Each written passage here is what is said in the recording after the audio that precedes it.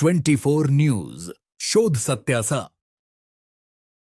नाशिकचे नांदगाव तालुक्यातील नाभिक समाजाच्या वतीनं सटाणा तालुक्यातील घटनेच्या निषेधार्थ मूक मोर्चा काढत नांदगाव पोलीस अधीक्षक दिगंबर भदाणे यांना निवेदन देण्यात आले।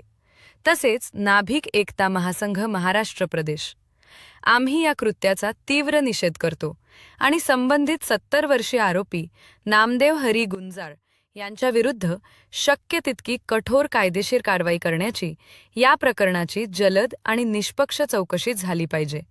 त्यासोबतच पीडित मुलीला मोफत वैद्यकीय सुविधा उपलब्ध करून द्याव्यात, तिच्या कुटुंबाला आवश्यक ती सुरक्षा, समुपदेशन आणि कायदेशीर मदत पुरवावी आणि आरोपीला शक्य तितकी कठोर शिक्षा करावी।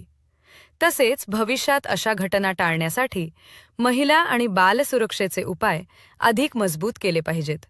अन्यथा आम्ही राज्यव्यापी मोठे आंदोलन करू, ज्याची सरकारने नोंद घ्यावी, असे आवाहन करण्यात आले।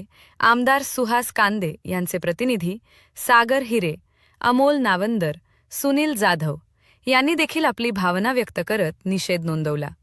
विजय निकम, नाभिक समाज तालुकाध्यक्ष व नाभिक समाज बांधव मोठ्या संख्येने उपस्थित होते। घाणेरडी वृत्तीचे लक्षणाचे जे लोक आहेत, ह्या अशा बातम्या जास्तीत जास्त स्प्रेड व्हायला पाहिजे आणि जे काही विकृत मनोवृत्ती आहे ही कशी नष्ट होईल या दृष्टीने प्रसार माध्यमांनी याची जास्ती प्रसिद्धी दिली पाहिजे।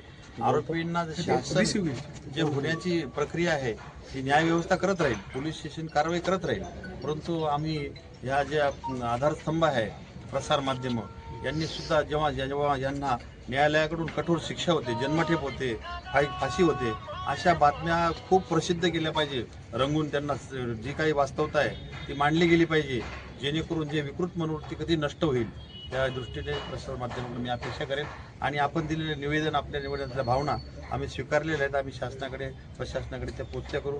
आम्ही दक्ष राहू, तुम्ही पण दक्ष राहू आणि जे काही अशा विकृत मनोवृत्ती तुम्हाला समाजात आढळल्या तर आम्हाला पूर्वकल्पना काही तुम्हाला देता आली तर देत राहावी अशी आम्ही अपेक्षा व्यक्त करतो। धन्यवाद। सटाणा तालुक्यात कटमाने नावाचं गाव होतं, तेथे आमच्या एका नाभिक समाजाच्या गरीब कुटुंबावर तिथं एका अल्प मुलीवर एका नराधमाने अत्याचार केला।